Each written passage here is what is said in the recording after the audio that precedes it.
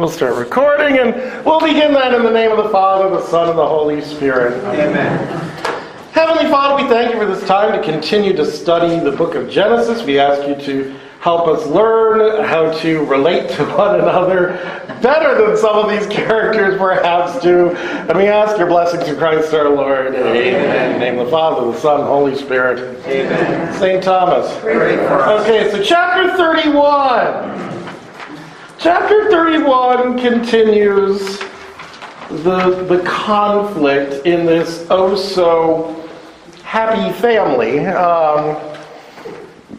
Questions on it before we jump in, by the way?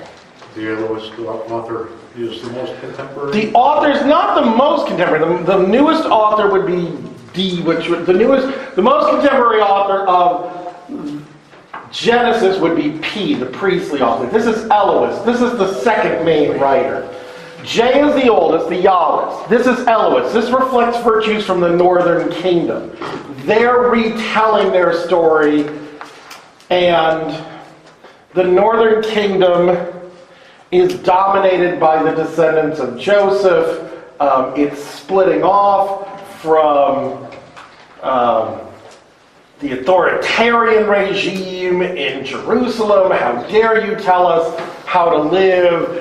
We're an ancient people ourselves. It has nothing to do with the modern age, of course.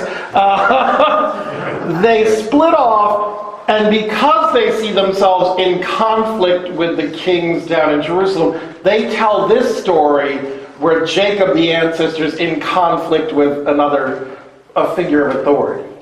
And he's right. So we must be right, just like he was right. So it's sort of couching in their political reality in a biblical story. Again, we wouldn't do that today, would we?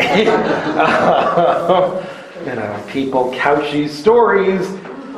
We tell you about all the problems with immigrants when we want to get rid of immigrants. We tell you about all the problem with men or women when we want to do something against men or women. We tell you all the problems about old people when we want to do something for. We always have some story to tell you to justify our political. This is a group that's split off from the authority of the king and the priests in Jerusalem. So it's going to be a story of conflict and division. Other questions? But that is who the author is. It's E. It's the northern kingdom writing. And because of that, a lot of it has to deal with wages, servant face, all these words that get hurled around in this that author likes about wages and what's due and that kind of thing. So, other questions, or we'll jump into 31, which is oddly a long chapter. Come in. Now he heard the words of Laban's sons that they said, now suddenly Laban has sons. The interesting thing is, I love this little quirk. Who are his sons? What are their names? We don't know. Who are his daughters? Leah and Rachel, probably also Zilpah and Bilhah, but that's another story. We know his daughters' names, we don't know his sons. Why? Because we don't care. It is a first, it's a novel thing. But remember, he's usurped authority from the women of the family because it's a mother's household before him. Suddenly he's in charge of the household. But interestingly enough, his sons don't get names, but his daughters do. His daughters are remembered to history, his sons are not. Why? Because suddenly we are done with this family. We kept mentioning their names before because we kept sending sons back to go marry into this family. Once they leave Laban's household, we will never come back here. The next time we come back and anywhere near this is the Babylonian captivity. We're done with Laban. So we don't care what his sons' names are because we're not going to be marrying their daughters. Done. So the sons don't matter. But the sons are going to inherit his father's money And they're looking at Jacob, and all the sheep are suddenly speckled. We're a little annoyed. Why is he getting so rich and we're getting so poor, Dad? Why'd you make this deal with him? Why didn't you build a wall? A big, beautiful wall. They're getting very annoyed, and they look at Jacob, not as their brother-in-law, not as their cousin, multiple times over. They look at him as an outsider who's stealing their money. Again, politics and money are nothing new, and the same issues are the same issues generation after generation after generation. So the sons of Laban are upset. They said, Yaakov has taken away all that was our father's, and from what was our father's, and has made all his weighty wealth. You're ignoring that he took away everything that was his mother's, from his sisters. It doesn't matter. We're just angry because we're not going to inherit as much as we should be, because Jacob is stealing Dad's wealth. Okay. And Yaakov saw by Laban's face, here he was no longer with him as yesterday and the day before. So suddenly he looks at his father-in-law and realizes as he looks at him, this guy is angry. This guy is not for me. And he's a cheat and a plotter. I know this because I am too. And he's going to start scheming. So I need to get out of here. And I need to get out of here fast. Because he sees the gears are turning in Laban's head. And he knows by experience, don't let him do anything. And right now he just wants out. Questions? Okay. So he sees it. And Yahweh said to Yaakov, return to the land of your fathers, to your kindred. I will be with you. These aren't your family anymore. I know he's your uncle and your father-in-law, but this is not your family. Go back to your land, Canaan. That's your place, and your people are going to be there. Get away from these people. Get out of here. So God is telling him how? We don't know. More than likely in a dream, because everything else is a dream in this. So Yaakov sent to Rachel and Leah, called to the field to his animals. Hey, sheep and cow, come out with the goats. So he's telling his daughters, his wives, I need to speak with you. But here's the thing. I'm not doing it at home. Why? The walls have ears. How does he know this? Because he used to listen in at the tents back home. You want to have a private discussion? Go out in the field. Come on in, don't apologize. Come in, all are welcome. Grab the notes. However, when you're invited into the field in this family, it doesn't always go well. Remember Cain and Abel? So they could be worried. He may be sick of us and wants some new wives. Who knows? But he invites them out into the fields. He takes them away from their house to have a private conversation in the fields. We don't want to be in his house. And he said to them, I see by your father's face. You may have a different translation of this. Attitude. Literally, I see his face. It's a great explanation because both Jacob and Laban are two-faced. So it's a great, when the face changes, I know to worry, they're both two-faced. So his face literally changed. And the bad one is on, is what he's telling them. It gets explained as an attitude, but the two-faced thing works better. I see by your father's face, notice not my uncle, not my father-in-law, your father. Indeed, he is no longer toward me as yesterday and the day before, but the God of my father has been with me. Not these gods, God of my father. Notice he doesn't say, my God. Because he isn't his God yet. I'm not home safe. The God of my father. Now these two know more about this God than he does because they've been talking to him. We've had a lot of kids named after this God. Remember Judah? They're all appealing to God.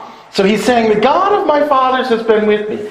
You yourselves know how I have served your father with all my might. I've been doing everything I could for him. But your father has cheated me and changed my wages 10 times over, yet God has not allowed him to do me ill. He keeps tricking me and cheating me. Remember what he did with you, Leah? He doesn't want to say that. Remember how he had to keep making me work? Remember when I was finished serving for Rachel? We're still here 6 years later. He's not paying me what he should be. He's making a case for them. He's building a legal case against the father-in-law. So he has an argument to take what's his and run. So he's trying to build a case for his wives why they want to leave their dad's house. If he said thus, the speckled ones shall be yours, all the animals would be streaked ones.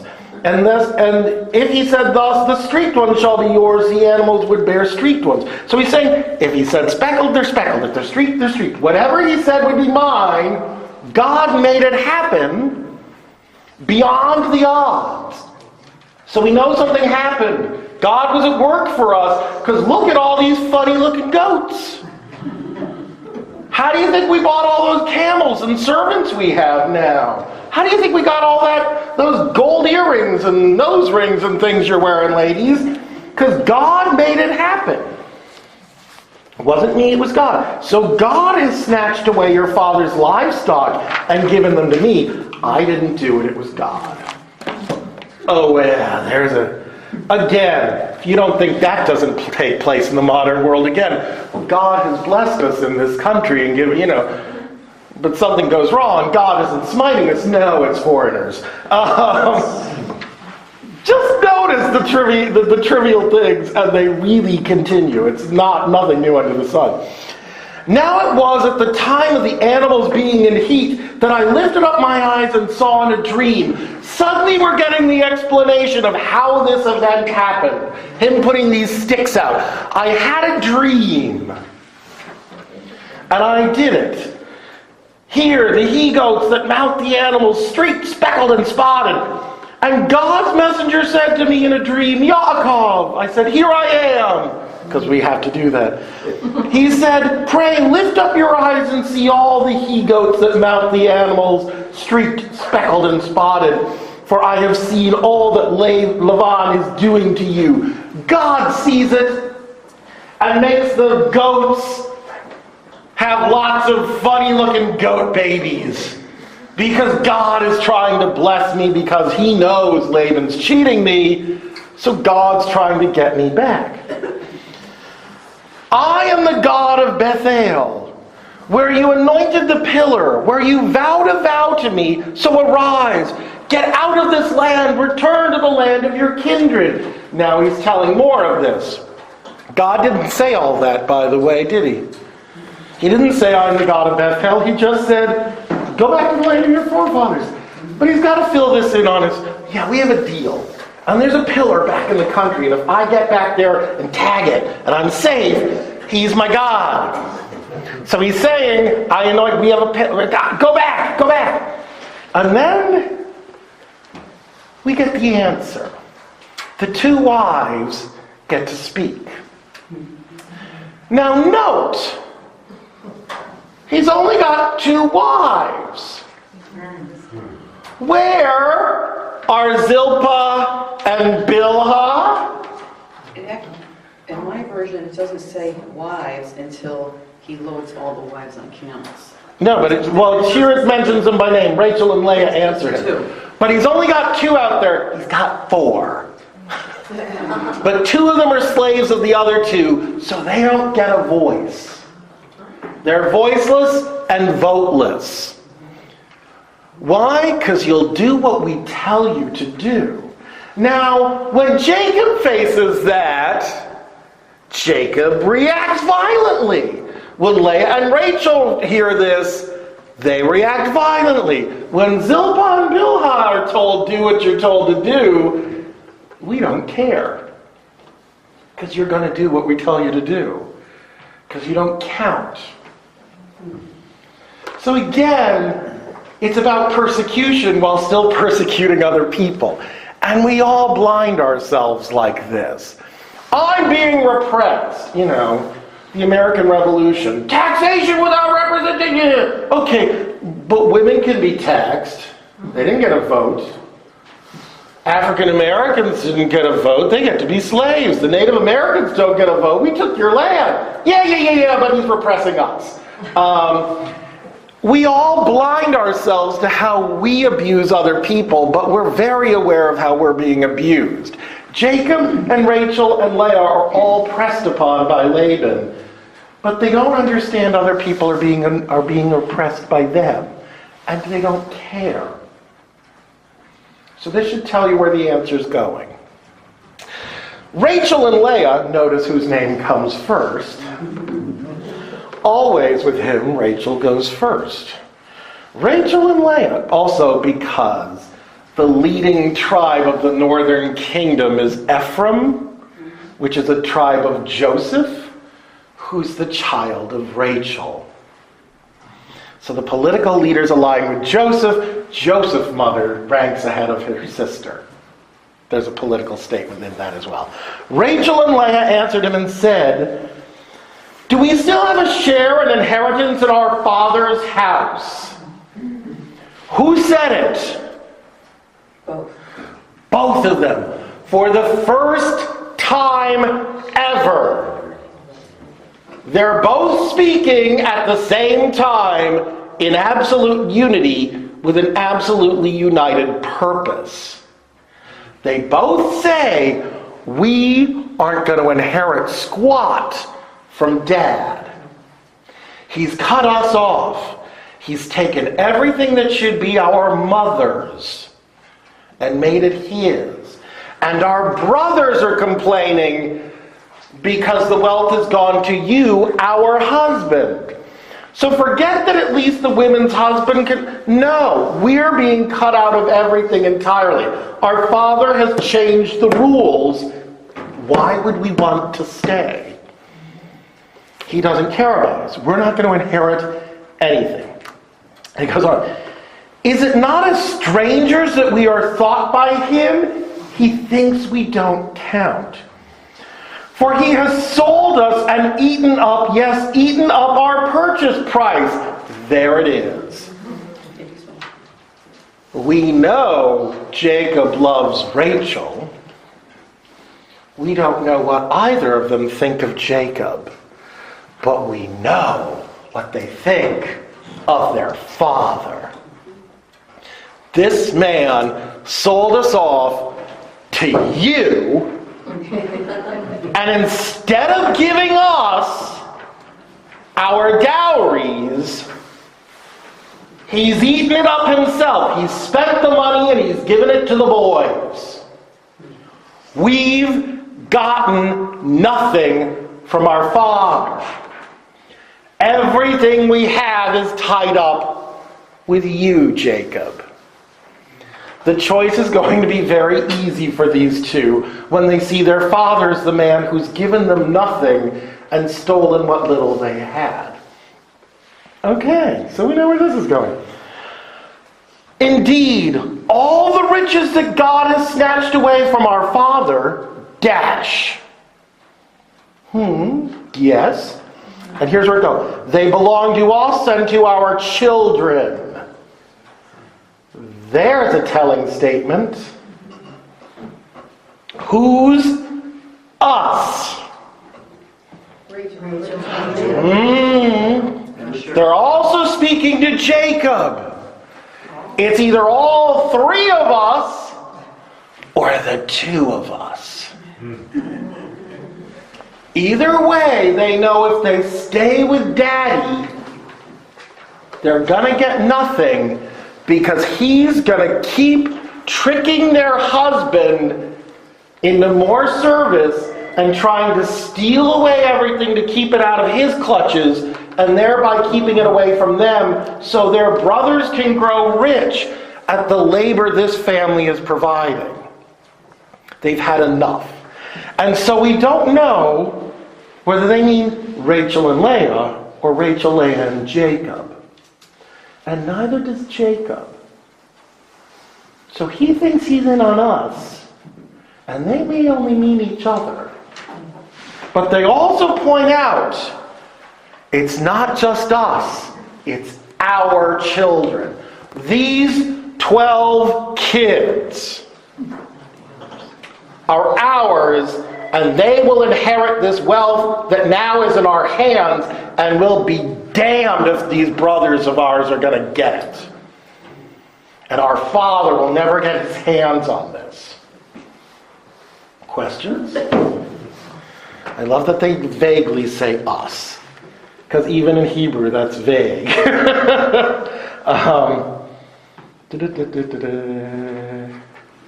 Okay, so now, whatever God said to you, do. If God said go, go. The implication is, we're on your side. We'd rather go with you, as rotten as you are, than live with him, because he's just terrible. And our brothers are going to be worse. Okay. So Yaakov arose. He lifted his children and his wives onto the camels and led all his livestock, all his property that he had gained, the acquired livestock of his own acquiring that he had gained in the country of Aram, and come home to Yitzhak his father, to the land of Canaan. He's taking everything and going home to his father. That confuses me, because I would have thought 14 years later, Isaac was long gone. He was dying. He may or may not be. We won't find that out yet. He's hoping if his father's dead, he's heard. But if Dad is dead, I inherit I was everything. going to say, until the father's dead, does he have the blessing? He does have the blessing. Even though he's alive? Yes. His father is holding everything, but it will be his. So he's going to get everything from his father and pretty much everything from his father-in-law. He's not poor any longer. He came here poor, now he's going to be rich. So he's going home to his father. Then it goes on. Now Laban had gone to shear his flock. Note, his sheep aren't here. Remember what he did when he made the deal? They took the speckled and spotted ones away so Jacob couldn't get his greedy little hands on them. 3 days' journey away. So the rest of his flock is 3 days away. Jacob has chosen the moment brilliantly. I know he's operating on God told me to leave, but gee God, it's awful convenient that my father-in-law is 3 days that way, and we're going to run that way. It's an amazing coincidence. So he's gone to shear his flocks. Again, notice the motif of sheep and flocks coming up again and again and again, because Jacob's initial trick was to pass off lentil soup as mutton, and then he kills sheep, or his mother does, and passes it off as hunted game to get what he wants, and it's the goat skins on him to pass. The whole theme keeps coming up. It's trickery involving sheep again. So he's gone to shear the flocks, and he's 3 days away, so we've got a couple days head start. And then we got this weird thing. Rachel, meanwhile, stole the teraphim that belonged to her father. Stop. What do you have there for teraphim? Idols. Idols. Okay. The word is slightly confusing. It basically implies protectors. Some people think she's stealing his army, which is not the case when you read on. It would be idols. Her father has idols. He has little images of either ancestors or gods who protect him. These are the image, like, you come in here and we got a little crucifix and a big crucifix and a Mary and a Mary. We got the Saint's Cross. We've got images of Mary and Joseph. We've got images. He's got images too of his gods. He doesn't worship Yahweh. He has other gods. Rachel steals his gods. Why? It doesn't say. Now here's the question. Does she steal them so he has no protection? Does she steal them for her own protection? Does she take them because I'm going to continue to worship these idols once I've gone to the land of Yahweh? We don't know. My old Bible from junior high, it said, there was a footnote that said Laban had kept these household idols thinking probably that they would protect his home. Some scholars hold that possession of these idols entitled the owner to the family property. To some extent, yes. Well, because the idols will protect us and deliver the wealth. She doesn't need that because she's got Yahweh, because they've already been praying to Yahweh. Remember, they keep asking about having kids. I need kids. You have to pray to your God. Blah, blah, blah. They've been invoking God, the God of their husband, or his family. So it's not quite that element of we think we inherit his wealth, but it is, if we steal his protectors, either they become ours or no one's here to protect him. And it's interesting that it's Rachel that steals the idols, not Leah. So, going back to Abraham, and these are Abraham's descendants. Yes. And this is Jacob. Well, Rachel and Leah aren't his descendants. But Laban. No, Laban's not either. They're the descendants of his brother and sister-in-law niece. I'm just wondering where everybody, now all of a sudden, everybody seems to have different gods. Yes. When they, this is Jacob's family. Yes. Jacob, Because when Abraham left that household, he had a new God. He's following Yahweh, his God. I've called you Abraham, I will be your God. His father's house has their own gods. Okay. That family has their own gods they've been worshiping, not this God. So Abraham's family has been worshiping a different God in a different country than Laban's branch of the family. Sort of like if your ancestors left Sicily, they're speaking a language you don't speak here. They're eating food there you don't eat here. They're dealing with people there and issues we don't deal with here. We don't pray about protection from volcanoes in Connecticut. In Sicily, you do. It's a new set of issues. So with a new place, there's a new language, there's new customs, there's new culture, there's a new God. What's unique with Jacob is when he left that place, that God follows. Because most gods were believed to be located in a place or in an object. This God suddenly can be anywhere. This is different. The teraphim are stuck in one place, in one object. Get it? The other interesting thing is, again, it's Rachel that takes them. Why Rachel? Leah's the mother of Judah. Yeah, it has nothing to do with Judah. Leah doesn't take them because Leah has her own protectors. She has 6 sons plus 2 from the servants and a daughter. She's got 9 kids to take care of her and a slave. Rachel's got 3 little kids and a slave. Leah's kids are much older. I need something to even the score so my sister doesn't lord it over me. That could be part of her reasoning. She's been begging to have children and her husband refuses to pray for her. So maybe these gods will pray for me to have more? We're not sure, but she has more at stake than Leah. If it's a revenge thing, Leah's got more reason to want revenge. You married me to this guy who didn't love me in the first place, who never wanted me, and he's going to resent me for the rest of my life because of what you did. It's not that. So if it's just a revenge aspect, why is Rachel taking them? Does she think she's going to get something from these gods?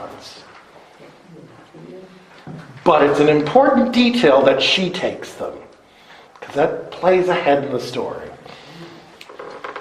Now Yaakov stole the wits of Laban, the Aramean, by not telling him that he was about to flee. You probably have something like Laban upset his father-in-law, Jacob upset his father-in-law, or something along those lines. What do you have? Hoodwinked. Do you have steal? Deceive. Stole. Because what they're doing is paralleling. Rachel steals his gods. Jacob steals his peace of mind. They're both stealing from him. Because Laban has stolen from them the peace in their house by giving them another wife. So they're stealing from him as he stole from them. They're evening the score. That's why both of them stealing. I'm not telling you. Okay, and flee he did. He and all that was his, he arose and crossed the river, capital R, the Euphrates, setting his face toward the hill country of Gilead. Gilead, there's a silent letter in there. So he's going back home, and Gilead is the marker. Once I get to Gilead, in the ancient times, Gilead was the beginning of the kingdom of Israel. Once you get there, you're not in Syria anymore. This is Israel. So he's crossed the river, and I'm looking west. Go west, young man. Go west. Laban was told on the 3rd day that Yaakov had fled. He's 3 days away, and he's told 3 days later. Oh. We're at least 9 days off now, because he's 3 days ahead. It's a 9-day difference. Jacob's got a lot going with him, though. So Laban is hoping to catch up. He took his tribal brothers with him and pursued him a 7 days journey and caught up with him in the hill country of Gilead. He's just getting to the edge of the land of Canaan. He's just about to get there and think, I'm home free. And out of nowhere comes Laban with all of his allies. He's raised a small army against his son-in-law and his daughters and his grandchildren. Yeah, there's a great image. So he's run for 7 days straight to catch up with someone who's 9 days ahead of him. He was speeding. He was speeding.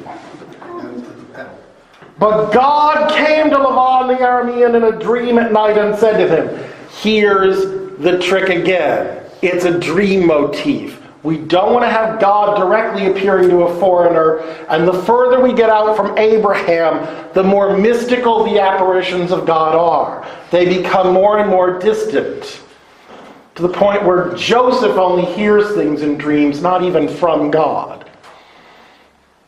The other children don't ever see God. We keep distancing ourselves. So Laban has a dream. He's about to kill his son-in-law, and he has a dream. Okay. Where was I? 24. Thank you. And God said to him, be on your watch, lest you speak to Yaakov, be it good or ill. Notice, God doesn't tell him anything except for, look out what you say to him. Will it be good or will it be bad? Because Laban has had to admit before, all these things that have happened to me, all the multiplication of my flocks, all that stuff has happened because Jacob's God was with me. And now that God is telling me, be careful what you say to Jacob. Is it gonna be good or is it gonna be bad? This is a veiled threat. In my interpretation, it says, don't say anything at all to Jacob, which of course Laban says a lot. No. He never says don't say anything. God just says, what you say, will it be good? That's what it says in Hebrew. Is it going to be good or is it going to be bad? And God's leaving that up to Laban. What you say to him, but what you say to him will come back at you. Because I'm protecting him, and if you try to curse him, the curse won't stick. It'll come back to you. So he's basically been warned, tread lightly, Laban, tread lightly. So, when Laban caught up to Yaakov had pegged his tent in the mountains, and Laban, along with his brothers, had pegged his tent in the hill country of Gilead. They're on either side of this town. One's in the mountain and one's in the hills. So Jacob's a little higher and a little farther west. But they've got to meet. Laban said to Yaakov, what did you mean to do by stealing my wits and leading my daughters away like captives of the sword? What have you done to me? You've taken my beloved daughters away like common criminals or hostages. Okay, suddenly he cares. Okay.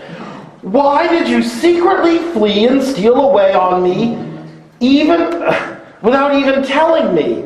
For I would have sent you off with joy and with song, with drum and with lyre. Speaking of lyre, if only you had come to me honestly, I'd have gladly sent you away with a procession. We'd have blessed you and played music.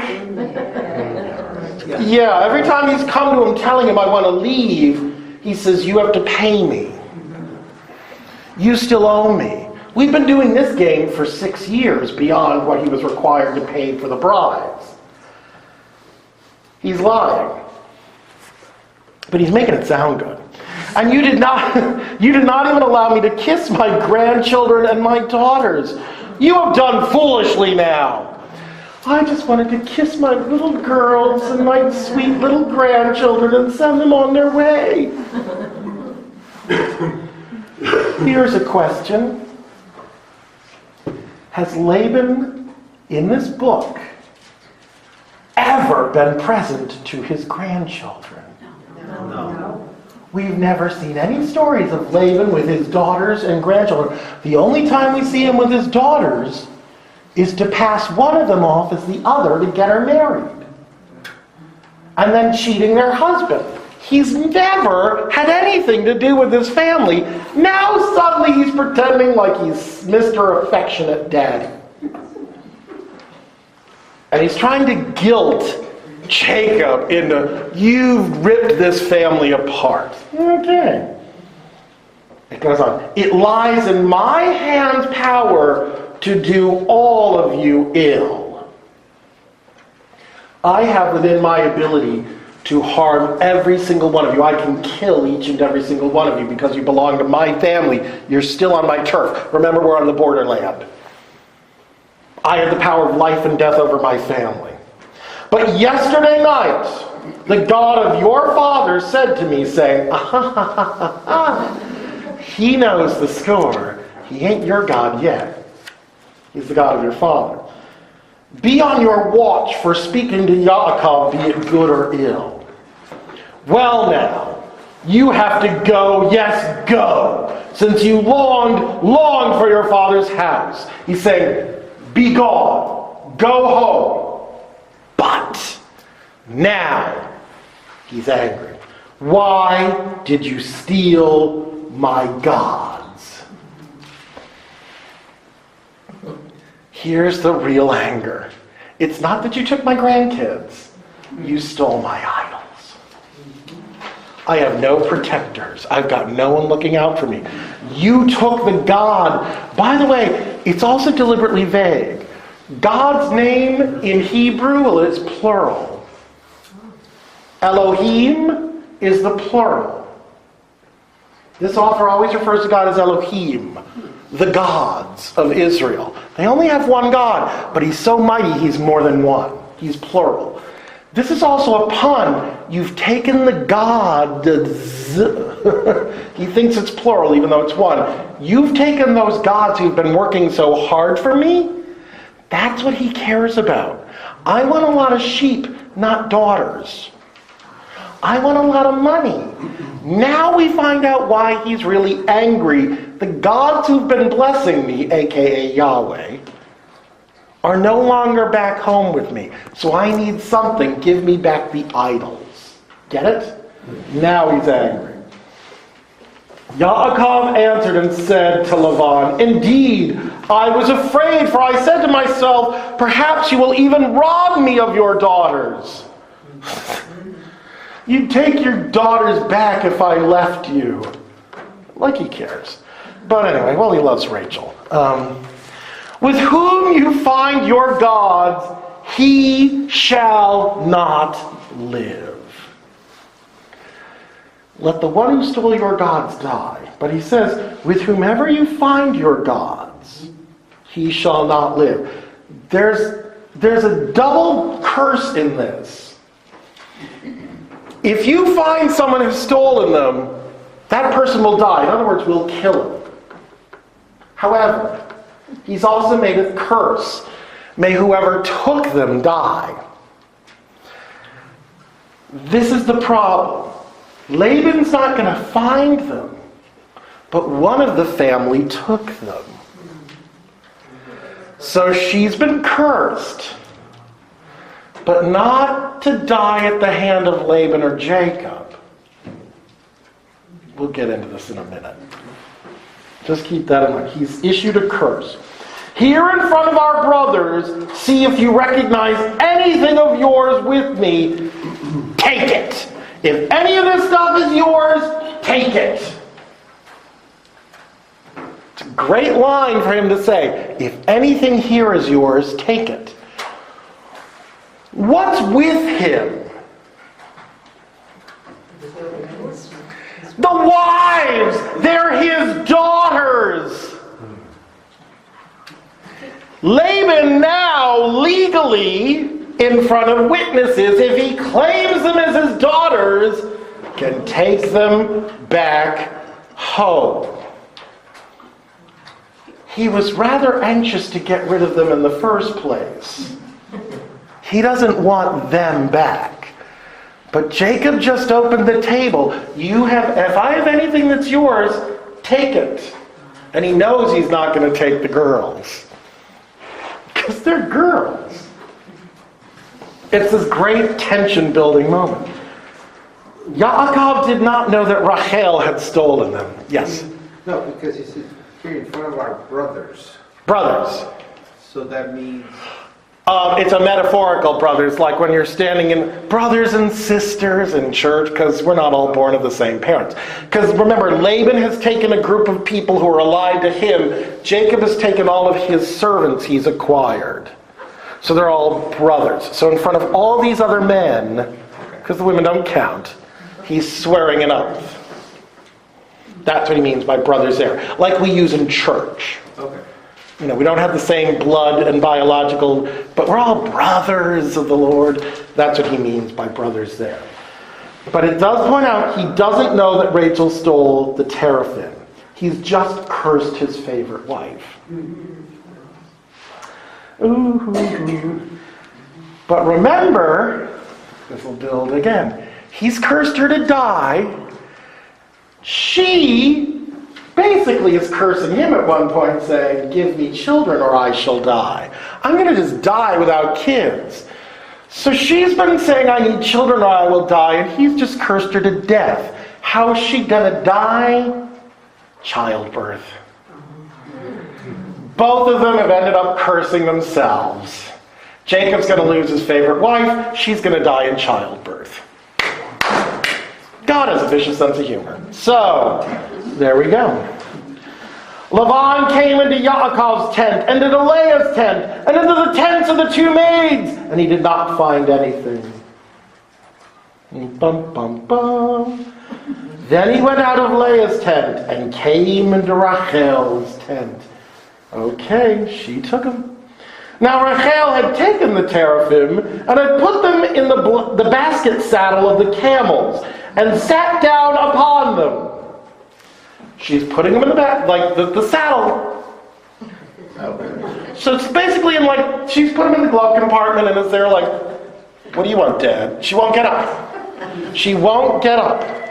So, this is one of these moments of like, okay, men are funny. So, Laban felt around the tent. Feeling around in the rugs and in the baskets and everything. He's going everywhere looking for these gods. But she's sitting down. She said to her father, do not let upset be in my Lord's eyes, that I am not able to rise in your presence. For the manner of women is upon me. So he searched, but he did not find the teraphim. She claims she's having her period. That's just you're all done. You're done. Yeah, I ain't going anywhere near you, lady. But she does word it in this way, the manner of women is upon me. She's sitting on top of the gods. There's a sexual innuendo going on here. But she's also sitting on them hoping fertility. She's hoping that this will pay off. So her way of women isn't necessarily totally a lie. I'm hoping that these gods are going to pay off with me having a baby. But I need to sit here for a while and make sure this happens. Make all the jokes you want. So he doesn't go anywhere near the saddles. He never finds the gods. Now this also tells us a very important lesson. And again, a fascinating one told to us from E, the Elohist author. From the very beginning of Israel being a nation who should worship only Yahweh, the Lord their God, they've had idols. And the northern kingdom is just overrun with idol worship. They don't only worship Yahweh, they worship a host of other gods in the sites, one of them being Gilead. They worship other gods, and it will be their own destruction. Great irony in the whole telling of the story, right there as well. Yes? One other thing that's interesting, in Mike, I don't know if you have it, it's he went through Leah's and through both of the maids. The maids' tents, yeah. Yeah, ours says Not the maids. wives. No, they're not wives and they're not the servants, they're maids. But they're maids with tents. Oh. No, if they have tents, they have their own household. So they have status as wives, but they're also subservient. So notice he searches their tents before his daughters, because you distrust the servants more than you distrust the family. But they're still maids, but they have the status of wives, which is why they get tents. The whole thing's a little murky. So, now Yaakov became upset and took up quarrel with Laban. Now I can argue. Yaakov spoke, saying to Laban, "What is my offense? What is my sin that you have dashed hotly after me? What did I do that you're coming after me like a criminal? That you have felt through all my wares, checking everything, and you have found from all, and what have you found from your household wares? Set it here in front of your brothers and my brothers, that they may decide between me and you, and between us two. He's saying, you've made an accusation, I've stolen your gods. Show them to me. In front of all of these witnesses, show me what I stole. And it's kind of high and mighty, but he also knows a certain fact. Part of the thing he's arguing that you've stolen from me is Yahweh. You can't put God in front of these people. You can put idols, but you can't put God. He's angry because you've stolen the God who's been doing all this work making me rich, and now you've taken him away. Well, produce for me that God. You can't. It's again a beautiful ploy. It's a double talk. Again, they both have two faces and they both talk out of two sides of their mouth and they both do double talk. So this is where it gets to be the height of all of this. They're just after each other. So it is 20 years now that I have been under you. Your ewes and your she-goats never miscarried. The rams of your flock I have never eaten. I didn't take anything. Nothing ever went badly. And it's all because of me. If I were president. None torn by beasts have I ever brought you. I would make good the loss with my hand. You seek it. Stolen by day or stolen by night. If anything was attacked or destroyed or taken, I'd have paid you back. I've done nothing but make you rich. Thus was I by day. Parching heat consumed me by cold and cold by night. And sleep eluded my eyes. Well, we know why sleep eluded your eyes, because in 7 years you've had 12 children. Okay. But I've been roasting at day and freezing at night and never sleeping a wink. Okay. Melodramatic. It is 20 years for me now in your house. I have served you 14 for your 2 daughters and 6 years for your animals. Yet you have changed my wages 10 times over. So at least the daughters are worth more than the sheep. The sheep are 6 years. The daughters are 7 apiece. So I've served you for all of this, and you've changed the deal. Had not the God of my father, the God of Abraham, the terror of Yitzhak. You may have something else there. You have the God of Abraham and the God Isaac fears. It's literally the terror of Yitzhak, which is either Isaac's God invokes fear in him. Isaac's God invokes fear in others.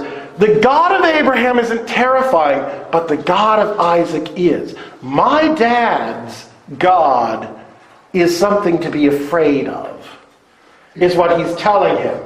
You've had that dream. He told you to beware what you say to me. My father, because remember Laban said, your father's God? He's saying, my father's God is a terror. He is something to be petrified of. Don't mess with him. He's used this to his advantage by making him terrified. Does that go back to Isaac's youth when God was going to have him sacrifice? Kind of, yes. So Isaac has a fearful respect for his God that Abraham didn't, because this God wanted me dead. Yes. So he's instilled terror in Yitzhak. That's another way of looking at it. So if he was going to do that to his own, what's he going to do with you, Laban? So the God of Abraham, the terror of Yitzhak, been there for me. Indeed, you have sent therefore, you would have sent me off now empty-handed. This is what his point is. You would have sent me off with nothing. But God has seen and being afflicted the toil of my hands, and yesterday night he decided. No, it was a week and a half ago, but okay, whatever. Laban gave answer to Yaakov. This is where it goes. The daughters are my daughters. The children are my children. The animals are my animals. Yeah, this is weird. This is not weird. Laban is trying to save one of those two faces. All of it's mine. The girls are mine. The grandchildren are mine. The sheep are mine. It's mine. However, all that you see is mine. Everything here is mine. He will not relent. Jacob will not relent.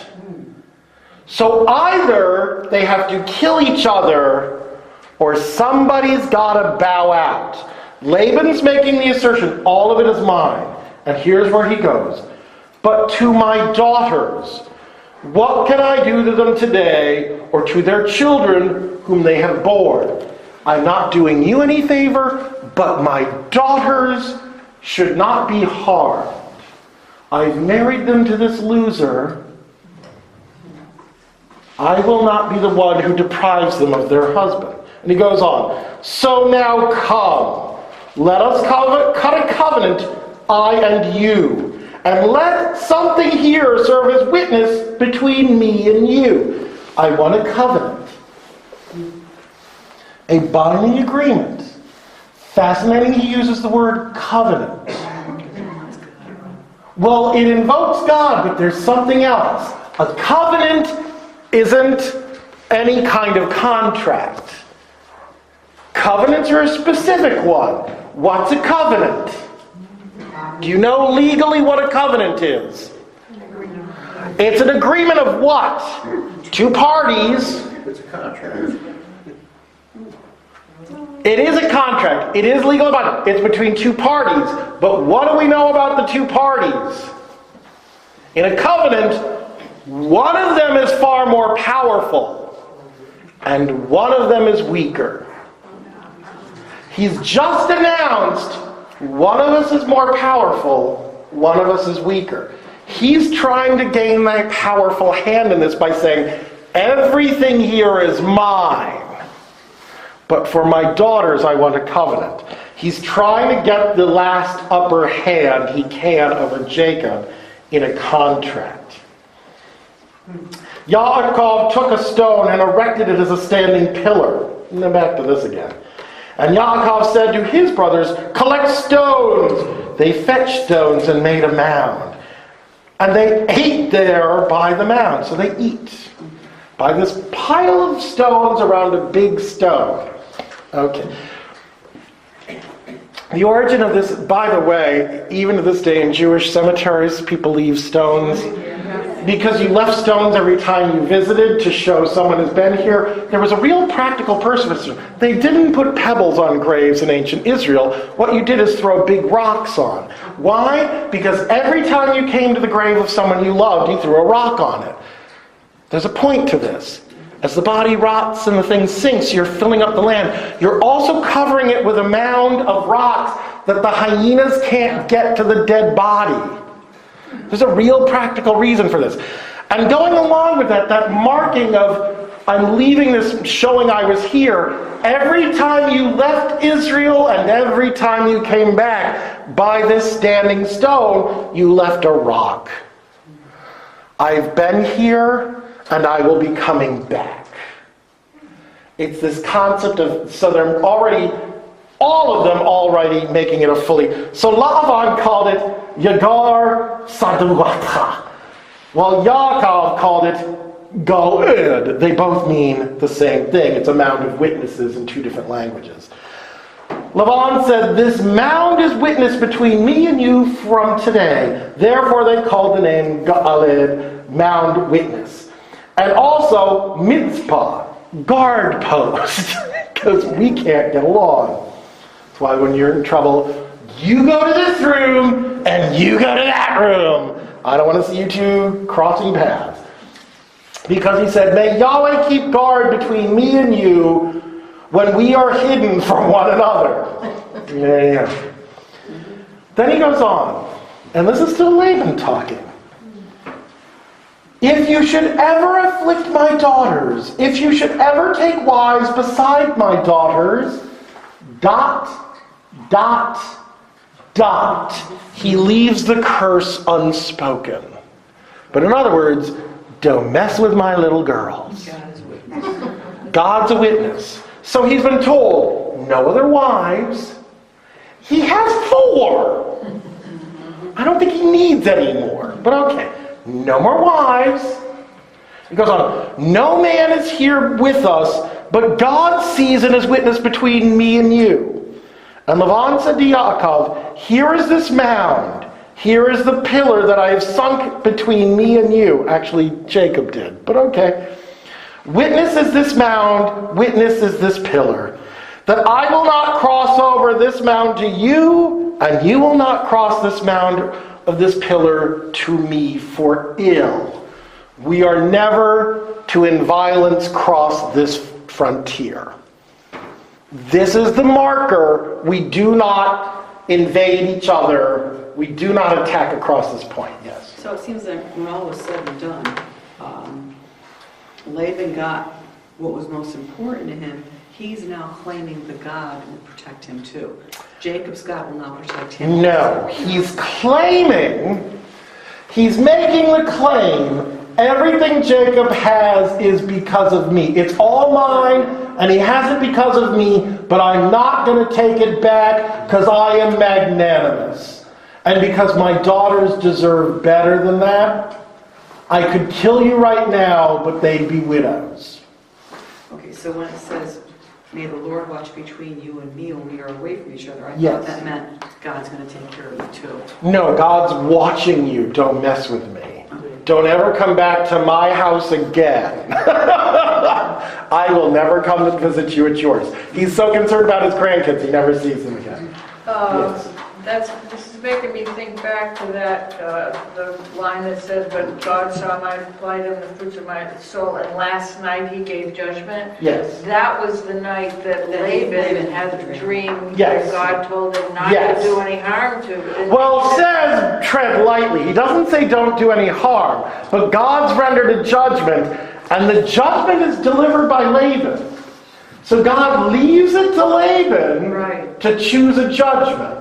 And the judgment is, we will forever be separated. We will not attack each other. But what my point was that the fact that actually mine says take care not to threaten Jacob with any harm. Mine says don't But, say It just, because that's the implication. Right. But God literally says to him,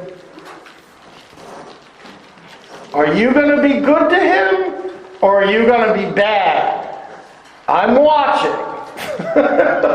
It's an implied threat. So they made the threat explicit. In the Hebrew, it's implied. God isn't saying, he's standing there with a couple of thugs who can break your legs. Like, hey, what are you going to do to my Jacob over here? You mess with him, you mess with me. That's basically what God is saying. You don't want to start a fight with me. You want a piece of me? You want a piece of me? Yeah. That's what God is saying to Laban. If you handle this badly, he gives Laban the ability to offer the judgment. The judgment is this. Jacob can never marry anyone else. He doesn't. The number of the heirs he will have will be defined by these women and these women alone. Even if he has sex with somebody else. These are the set number of heirs. The children of his daughters and their maids. That's it. You don't come here and attack me or take anything that belongs to me again. I don't come over here and attack you or take anything that belongs to you from this point forward. I'm so magnanimous, I'm going to let you take it all because they're my daughters.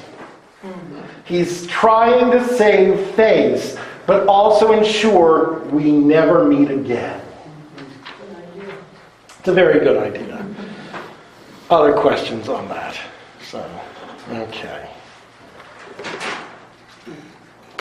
May the God of Abraham and the God of Nahor keep justice between us, the God of their fathers. Nahor was Abraham's brother, Laban's grandfather. Wait. Grandfather, great-grandfather? I'm skipping a generation. Grandfather. Notice Laban has cut out Milcah. The women have nothing to do with this blessing. But before, go to the house of Milcah. Go and find yourself a... Milcah's out. Nahor's back. Men are in charge. Men are watching. Men keep the deal. Don't mess with my daughters. It's a very sexist comment. So the God of Abraham and the God of Nahor keep justice between us, the God of their fathers. Yahweh isn't the God of Nahor. Those teraphim, those idols Rachel has in her saddle, those are his gods. And Yaakov swore by the terror of his father Yitzhak. He swears by the God who wanted his father dead. In other words, the God that was going to kill my father, may he bless this agreement. Hint, hint, nudge, nudge. Yeah, he almost had my father killed. Did I ever tell you this story? That's the kind of God we're dealing with here. Watch out. And by the way, did you notice that he made sure he allusioned to that too in his speech to Laban when he said, the rams of your flock I have never eaten? It's a ram that saves his father. I never ate rams in your house. Because they're sacred, they got us out of a lot of trouble. So we've alluded to that here too. Then Yaakov slaughtered a slaughter meal on the mountain and called his brothers to eat bread. And they ate bread and spent the night on the mountain. On the mountain, not the hill. They're in Israel. They're in Canaan. We're safe. We have and notice he doesn't call Laban. Laban's not there to eat because we don't cross the mound. Laban, you go over and eat on your side. I'm going to eat on my side. We are done with each other forever. Laban vanishes. His sons, God only knows what they inherit. But Jacob is back in the land of Canaan with his 4 wives and his 12 children and his many sheep and goats and camels and slaves and she-asses and all the rest. He's come back as rich as his father's servant representing his grandfather went into that country, maybe even richer. Because whereas Isaac only ended up with 1 wife and 2 kids, I have 2 wives, 2 concubines, and 12 children. There you go, Dad.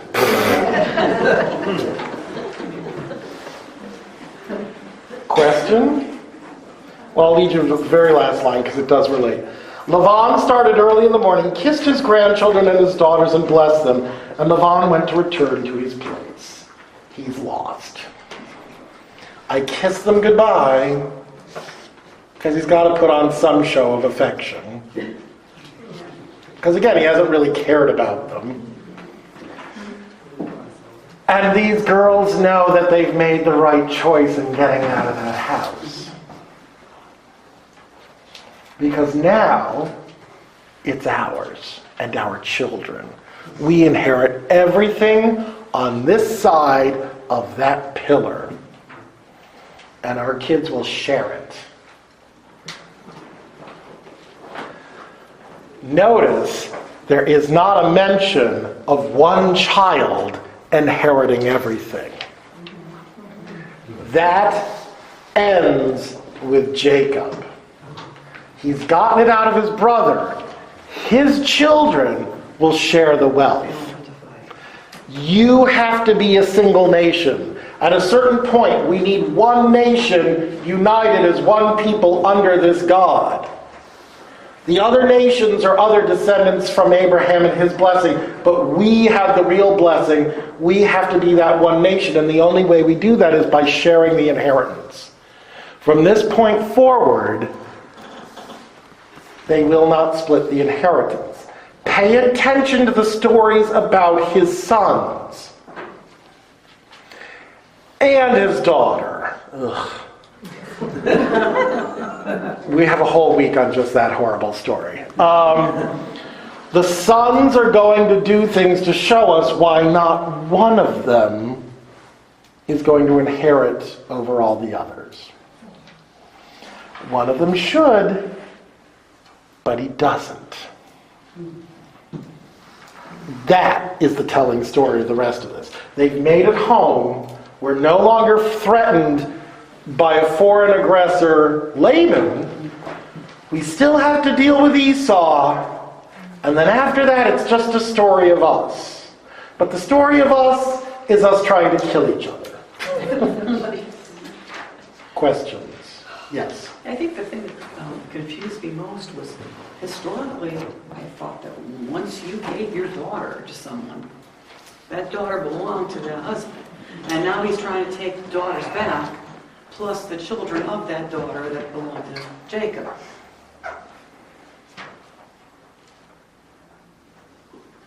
Not always. There are many cases throughout history of men marrying in to a bride's family. And basically, he is the man who inherits, but it's only because of the wife. And should the marriage fall apart, the wealth stays with the wife's family. That there are certain agreements that this happens to throughout history. There are cases of it even in things like various noble families of Europe, where the daughter can't inherit, but they make an arrangement so that there's a son-in-law, but the son-in-law is subservient to the wife. Philip Mountbatten. He does not become a king. Albert, Victoria's husband, never became a king consort. You need them, it's for a political alliance, da-da-da-da-da-da, but the power rests with the wife's family.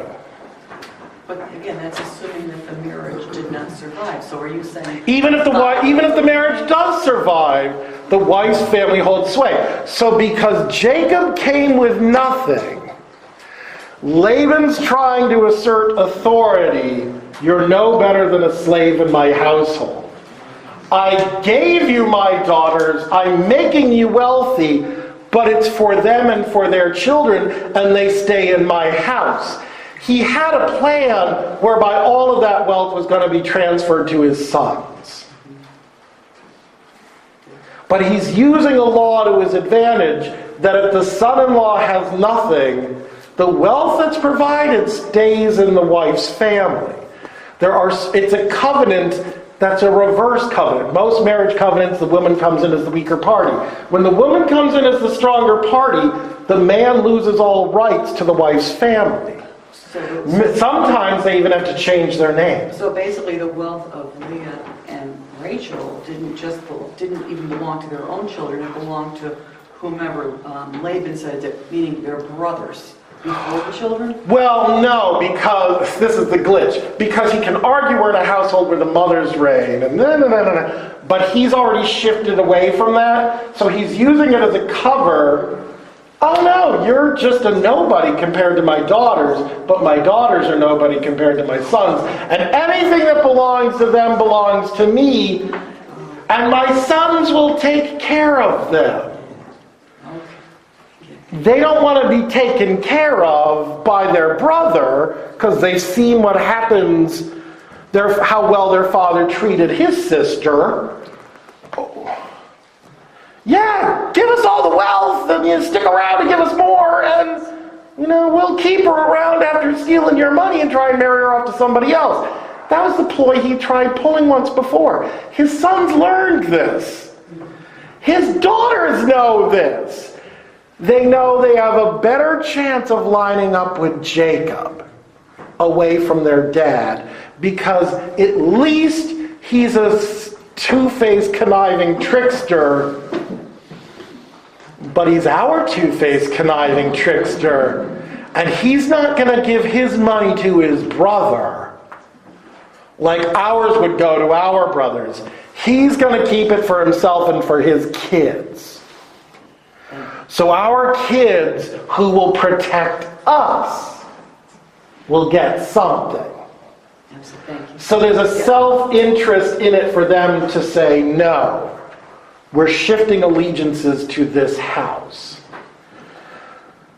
But it also is showing us that, and this is the other fascinating thing, back in Haran, the women were in charge. Look at that weird relationship of Sarah and Abraham. He never takes another wife till she says, take one, and that doesn't marry anyone else until she's dead.